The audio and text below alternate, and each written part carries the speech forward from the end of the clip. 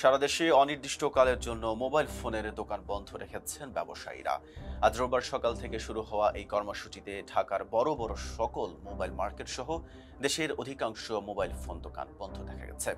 আগামী 16 ডিসেম্বর চালু হতে যাওয়া ন্যাশনাল ইকুইপমেন্ট আইডেন্টিটি রেজিস্টার সংস্কার, সিন্ডিকেট প্রথা বিলোপ এবং মোবাইল ফোন আমদানির সুযোগ উন্মুক্ত করার দাবিতে এই কর্মসূচি পালন করা হচ্ছে।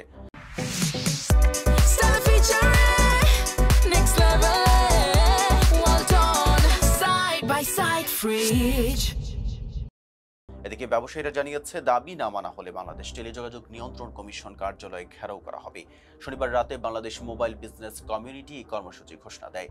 সংগঠনের সাধারণ সম্পাদক আবু সাইদি পিয়াস জানান, রোববার সকাল থেকেই সারা দেশের ব্যবসায়ীরা দোকান বন্ধ রেখে বিটিআরসি কার্যালয়ের সামনে জড়ো হচ্ছেন, যেখানে দিনব্যাপী অবস্থান কর্মসূচি পালন করা হবে। মোবাইল ব্যবসায়ীদের দাবি, এনইআইআর চালু হলে দেশের লাখো ব্যবসায়ী ক্ষতিগ্রস্ত হবেন।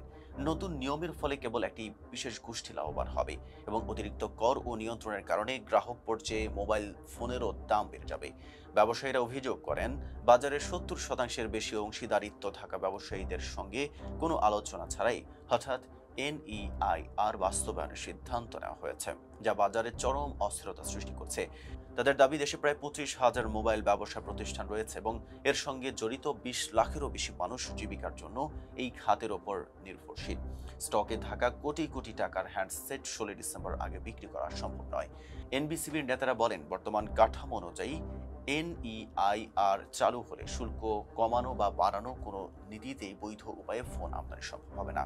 কারণ বিদ্যমান নীতিমালায় বলা আছে, কোনো বিদেশি ব্র্যান্ড স্থায়ীভাবে পণ্য সংযোজন শুরু করলে সেই ব্র্যান্ডের কোনো মডেল অন্য উদ্যোক্তা আমদানি করতে পারবেন না। এতে বাজারে মনোপলি ব্যবসার সুযোগ তৈরি হবে। ব্যবসায়ীদের অভিযোগ, এই নীতিমালা কার্যকর হলে বাজারের প্রতিযোগিতা নষ্ট হবে এবং দেশের 18 কোটি মোবাইল ব্যবহারকারীদের বাজার কয়েকটি প্রতিষ্ঠানের হাতে কেন্দ্রীভূত হয়ে পড়বে। একই সঙ্গে স্মার্টফোনের দাম বাড়বে এবং সাধারণ ভোক্তা ক্ষতিগ্রস্ত হবেন। এতক্ষণ সাথে ছিল মেহেদি হাসান। ফেজ দ্য পিপলের সাথে থাকার জন্য ধন্যবাদ।